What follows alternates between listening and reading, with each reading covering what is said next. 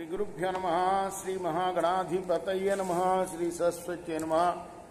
భక్తులారా, వాల్మీకి మహర్షి రచన శ్రీమద్ రామాయణం యథాతథంగా చెప్పుకున్నాం. ఇందులో భాగంగా ఇంతకుముందు వరకు మనం బాల అయోధ్యారణ్య కిష్కింధ సుందర యుద్ధకాండలు పూర్తి చేసాం. ఉత్తరకాండలో కూడా మనం ఎన్ని సర్గలు పూర్తి చేసాం? ఉత్తరకాండలో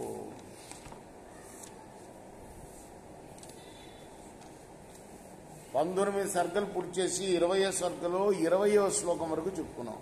ఈరోజున 21వ శ్లోకం కొనసాగిద్దాం. కొనసాగించే ముందు వాల్మీకి మనిషిని ప్రార్థన చేసుకుందాం. కూజంతన్ రామ రామేతి మధురం మధురాక్షరం ఆరుహ్య కవితా శాఖాం వందే వాల్మీకి కోకిలం. సమర్థ సద్గురు సాయినాథ్ మహారాజ్ की जय. अधाब्रवीद् दशग्रीवं नारदो भगवान् ऋषिः क्व कल्विदानी మార్గేణ త్వయాహన్యేన గమ్యతే. రావణాసురుడితో నారదుడు అన్నాడప్పుడు, నీవిప్పుడు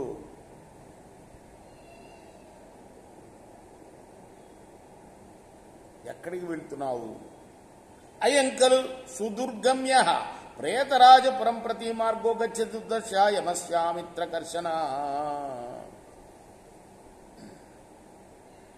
చూడు, చాలా కష్టమైన మార్గంలో వెళ్తున్నావు నువ్వు.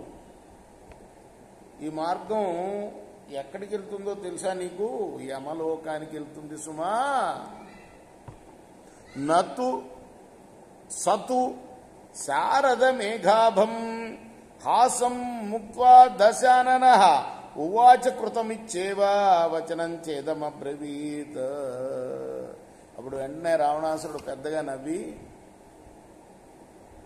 నారదుడితో అన్నాడు, నువ్వు చెప్పిన పని పూర్తి అయిపోయినట్లే అన్నాడు. తస్మాదేవం బ్రహ్మన్ వైవస్వత వధోజ్యత గచ్చామి దక్షిణామాశాం యత్ర సూర్యాత్మజో నృప.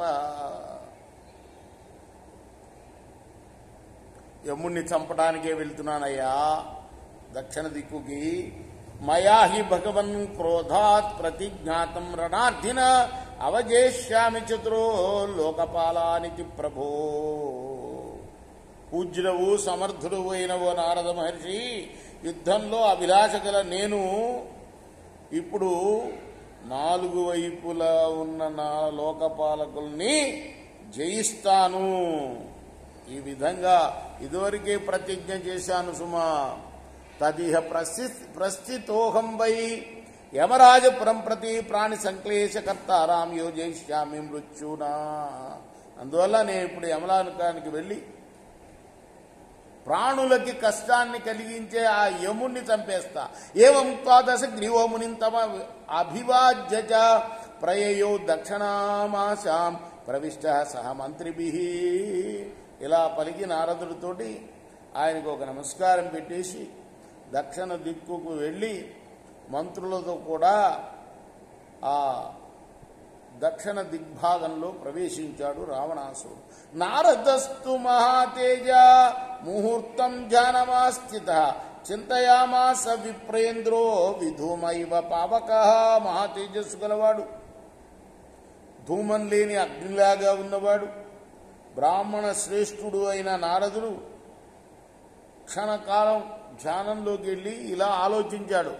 ఏన లోకస్త్రయ సేంద్ర క్లిశ్యంతే సచరాచర క్షీణే చాయుషి ధర్మేణ సకాలో జ్యేష్యతే కదం. ఏ యముడు ఆయుర్దాయం క్షీణించిన జంగమ స్థావరూపమైన ముల్లోకాలను ఇంద్రుడితో సహా ధర్మానుసారం నిగ్రహిస్తాడు, అటువంటి యముణ్ణి ఇతడు ఎలా జయిస్తాడు?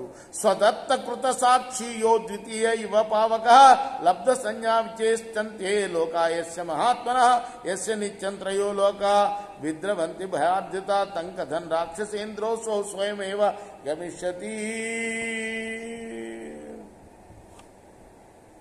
యముడే లోకులు చేసే దానాలకి ఆయా కర్మలకు సాక్షి. ఆ మహాత్ముని అనుగ్రహం చేతనే ప్రాణులు తమ తమ వ్యవహారాలు చేసుకుంటూ ఉంటారు. అతనికి భయపడి ముల్లోకాలు కూడా పారిపోతూ ఉంటాయి. అటువంటి యమునితో యుద్ధం చేయడానికి ఈ రావణాసురుడు ఎలా వెళ్ళగలడు? యో విధాతాచ దాతాచ సుకృతం దుష్కృతం తథా త్రైలోక్యం విజితం ఏన తం కథం విజయిష్యతే అపరం కింతు కృత్వాయాం విధానం సంవిధాస్యతి. లోకంలో సామాన్య రూపమున విశేష రూపమున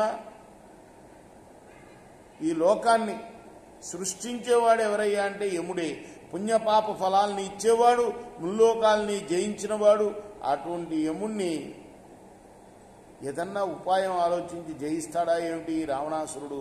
ఇలా ఆలోచిస్తున్నాడు నారదుడు ధ్యానంలో. కౌతూహల సముత్పన్నో యాస్యామి అమసాధనం విమర్ధం ద్రష్టుమునయోర్ యమ రాక్షసయో స్వయం. ఈ యమ రావణ యుద్ధాన్ని స్వయంగా చూడవలనని నాకు చాలా కుతూహలంగా ఉంది. అంచేత ఇప్పుడు యమలోకానికి వెళ్తాను అని నిర్ణయించుకున్నాడు. ఆలోచన చేసి నారద మహర్షి ఈ చార్షే శ్రీమద్ రామాయణే ఆదికావ్యే ఉత్తరకాండే వింశ సర్గ. ఇది వాల్మీకి ఋషి ప్రోక్తము ఆది కావ్యమైన శ్రీమద్ రామాయణంలోని ఉత్తరకాండలోని 20వ సర్గ. రేపు 21వ సర్గ ప్రారంభం చేద్దాం. కృష్ణార్పణమస్తు. సాయి కృష్ణార్పణమస్తు.